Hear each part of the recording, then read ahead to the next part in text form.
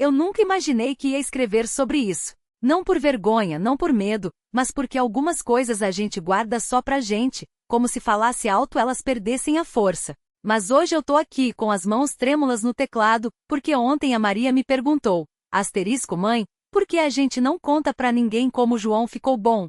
E eu não soube responder. Talvez porque a gente não saiba direito o que aconteceu. Ou porque, no fundo, a gente tem medo que alguém diga que foi outra coisa. O João tem 9 anos.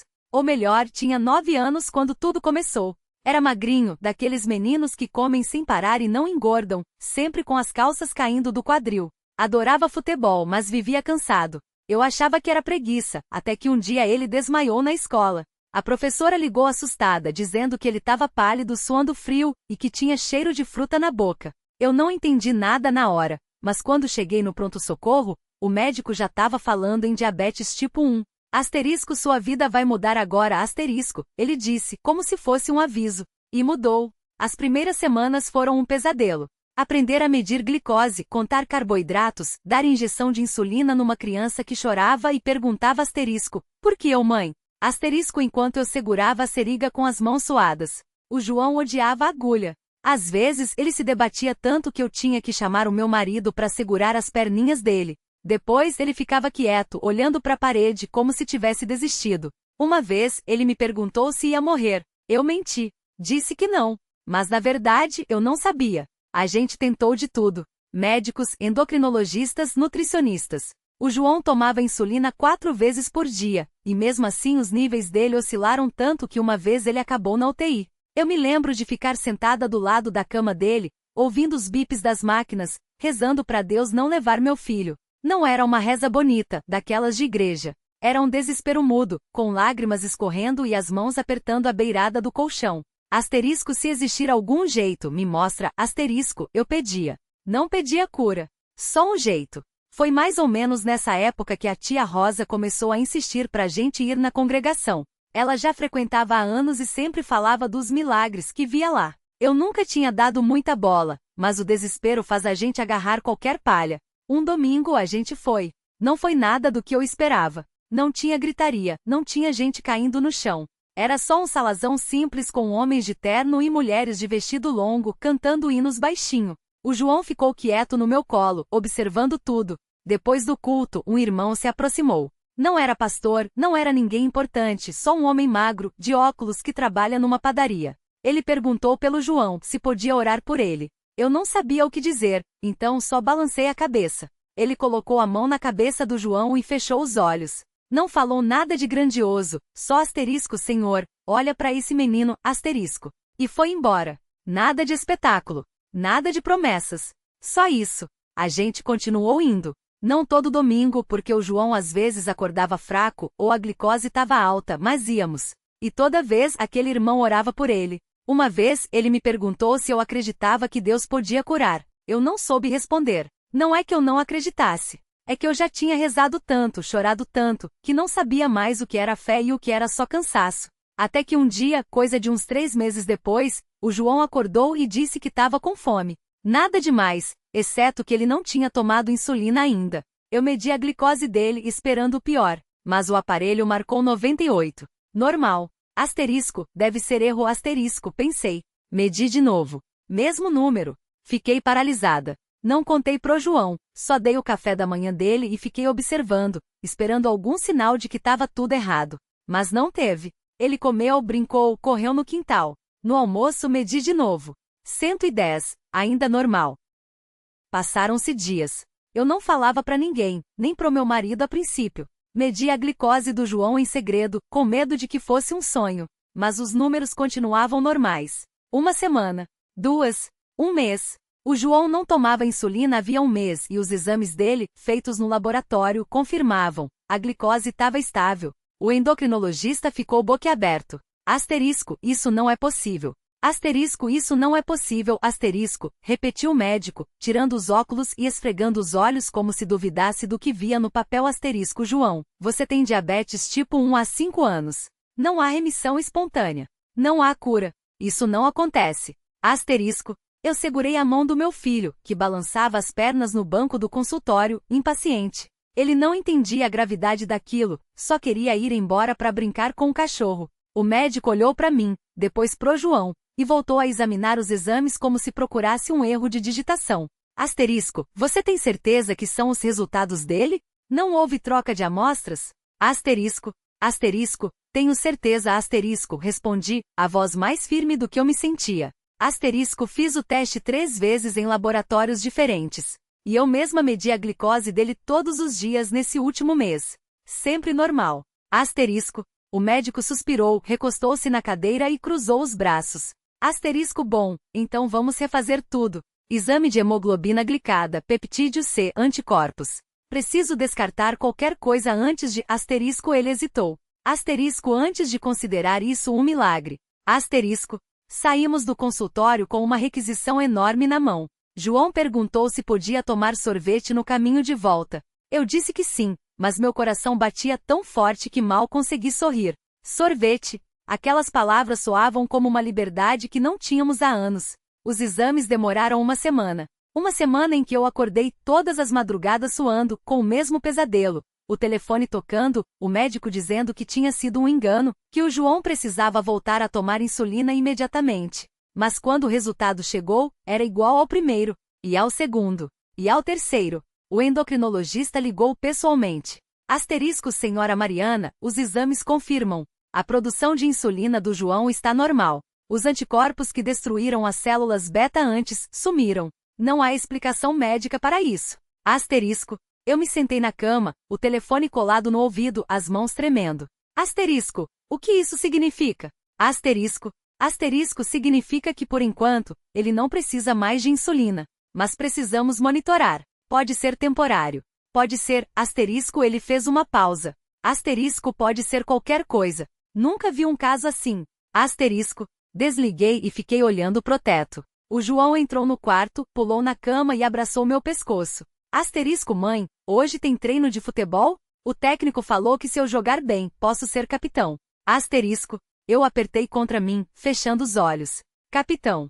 Palavras que um ano atrás soavam como um risco. Hipoglicemia no meio do jogo. Desmaio. Ambulância. Agora eram só palavras. Contei pro meu marido naquela noite. Ele ficou em silêncio por tanto tempo que pensei que não tinha entendido. Depois ele segurou minha mão sobre a mesa da cozinha e falou, com a voz rouca. Asterisco, a gente não fala disso pra ninguém ainda. Nem pra família. Asterisco. Asterisco, por quê? Asterisco. Asterisco, porque se isso acabar, asterisco, ele engoliu em seco. Asterisco, se isso for só uma pausa, eu não quero que o João tenha que explicar pras pessoas porque voltou a tomar insulina. Não quero que ele tenha esperança e depois asterisco. Eu entendi. Mas mesmo assim, no dia seguinte, liguei para minha mãe. Não contei tudo, só falei que os exames do João tinham melhorado muito. Ela chorou no telefone. Depois ligou para minha irmã, que ligou para minha tia, e em 2 dias todo mundo já sabia que asterisco, o João estava curado, asterisco. Eu deixei rolar. Não corrigi. Não tinha forças para explicar que asterisco, curado, asterisco era uma palavra perigosa. As semanas passaram. João continuou sem insulina. Continuou normal. O médico reduziu as consultas para mensais, depois bimestrais. Asterisco, se em 6 meses tudo permanecer estável, a gente reconsidera o diagnóstico, asterisco, ele disse, ainda incrédulo. Eu comprei um caderno novo e comecei a anotar tudo. Glicose antes e depois das refeições, atividade física, humor, sono. Qualquer coisinha que pudesse ser um sinal. Mas os números continuavam impecáveis. Até o cheiro do hálito dele tinha mudado. Não tinha mais aquele leve odor doce que eu aprenderá a reconhecer como cetose. Uma tarde, enquanto eu arrumava a mochila do João para a escola, ele me olhou sério e perguntou. Asterisco, mãe, eu ainda tenho diabetes? Asterisco. Eu parei com uma meias nas mãos. Asterisco, por enquanto não, meu amor. Asterisco. Asterisco. Mas pode voltar? Asterisco. Não menti. Asterisco, pode. A gente não sabe. Asterisco. Ele pensou um pouco, depois deu de ombros. Asterisco, tá bom. Mas se voltar, a gente lida, né? Asterisco. Assenti, engolindo o nó na garganta. Ele sorriu, pegou a mochila e saiu correndo. Eu fiquei ali com as meias ainda na mão, olhando para a porta por onde ele tinha desaparecido. O peso daquela conversa me atingiu como uma onda, deixando um rastro de alívio e medo ao mesmo tempo. Alívio porque, pela primeira vez em anos, o João não precisava furar o dedo antes do lanche, não precisava calcular carboidratos como se fosse uma equação de vida ou morte. Medo porque, no fundo, eu sabia que aquilo era um empréstimo, uma trégua que podia acabar a qualquer momento. Naquela noite, enquanto ele dormia, entrei no quarto só para vê-lo. A respiração lenta, o rosto relaxado, os braços jogados para cima como sempre faz quando está profundamente dormindo. Encostei a mão na testa dele, como fazia quando ele era pequeno, e eu checava a febre. Não estava quente. Não estava frio. Estava só normal. Pela primeira vez em tanto tempo, o normal não era uma ilusão. Mas o normal também não duraria para sempre. 2 meses depois, o João acordou reclamando de sede. Não era aquele que era um copo d'água de sempre. Era uma sede que não passava. Ele bebeu um copo, depois outro, depois mais um direto da torneira. Eu observei em silêncio, enquanto ele enchia o copo pela 4ª vez. Asterisco João, você tá bem? Asterisco. Asterisco, tô com sede, ué. Asterisco. Não era só sede. Era o jeito como ele bebia, rápido, como se a água fosse escapar. E a urina? Ele foi ao banheiro 3 vezes em 1 hora. Meu estômago revirou. No dia seguinte, marcamos consulta. O endocrinologista, o mesmo que tinha comemorado a remissão com a gente, olhou os exames com uma expressão que eu já conhecia bem demais. Os números estavam subindo. Não era uma explosão, não era uma crise, mas era o suficiente para saber que a luna de mel tinha acabado. Asterisco, a gente vai ajustar a insulina de novo. Asterisco, ele disse, como se fosse só mais um detalhe. Asterisco, não é o fim do mundo. Asterisco, não era o fim do mundo, mas era o fim de uma ilusão. Naquela noite, enquanto João aplicava a primeira dose de insulina depois de meses sem precisar, ele não chorou. Não reclamou. Só franziu a testa como faz quando está concentrado em algo chato, como amarrar o cadarço ou resolver um problema de matemática. Asterisco, dói menos do que eu lembrava. Asterisco, ele disse, apertando levemente o local da picada. Eu não respondi. Não confiei na minha voz. Ele olhou para mim, sério. Asterisco, você tá triste? Asterisco. Balancei a cabeça, mas ele não se convenceu. Asterisco, não precisa ficar, mãe. A gente já sabia que podia voltar. Asterisco. Sim, a gente sabia. Mas saber não faz doer menos. As coisas voltaram ao que eram antes, só que não. Porque agora a gente sabia como era viver sem aquilo. Sabia como era acordar sem medo, sair de casa sem levar glicose na bolsa, deixar o João dormir na casa de um amigo sem ligar 3 vezes para checar se estava tudo bem. A primeira hipoglicemia depois da remissão pegou a gente de surpresa. Ele estava na escola, no meio de uma aula de educação física. Quando a professora me ligou, minha mão tremia tanto que quase não consegui atender. Asterisco, ele tá bem, dona Laura. Só um pouco confuso. Já demos suco. Asterisco. Cheguei lá em 10 minutos, que pareceram 10 horas. Ele estava sentado no banco da quadra, pálido, com um copo de suco na mão e um sorriso sem graça. Asterisco, esqueci de comer o lanche. Asterisco, ele disse, como se fosse uma desculpa por ter tirado nota baixa. Abracei ele ali mesmo, no meio da quadra, sem me importar com quem estava olhando. Ele se deixou abraçar, mas depois se afastou um pouco, envergonhado. Asterisco, mãe, para. Todo mundo tá olhando. Asterisco. E era verdade. As outras crianças tinham voltado a jogar, a professora nos observava de longe com um sorriso compreensivo. A vida continuava como sempre continua. Só que a gente sabia.